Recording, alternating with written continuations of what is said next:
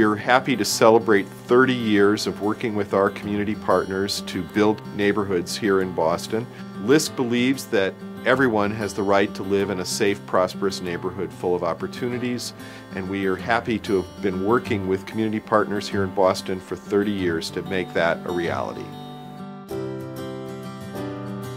I say Dorchester Bay walks on 3 legs. We do housing development, both home ownership and rental. We do economic development, we do commercial projects, we own 3 factories, and we do business loans to startups as well as growing businesses. And then we do organizing before, during, and after projects. When you think of all our big real estate projects that may have created about 400 jobs, our tiny little small business loan program has created over 600 jobs. And I gotta say, LISC did it again. They put a little bit of money and multiplied it about 100 times. Our agency has a long history with working with LISC, and LISC has been a key supporter of many of our initiatives, and most recently through their Resilient Communities, Resilient Families initiative. Our Millennium 10 planning process really sort of took on the challenge of sort of creating something meaningful for our community in this day and age. You know, one of the earliest tests to the Tower Norfolk Triangle Neighbors United group was the garage at 109 Norfolk. So this is Larry Dos Santos. Larry owns this auto body shop, and he's also on the steering committee. He has some great vision for this space here. We've already changed the light bulbs to energy efficient light bulbs in the building, and our next step is what we're doing is a Go Green and a green roof and the solar panels.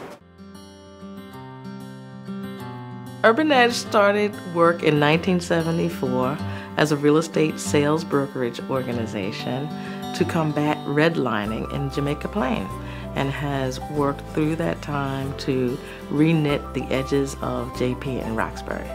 LISC was an early supporter and has continued to support Urban Edge over the years in providing resources both through capital dollars as well as capacity building.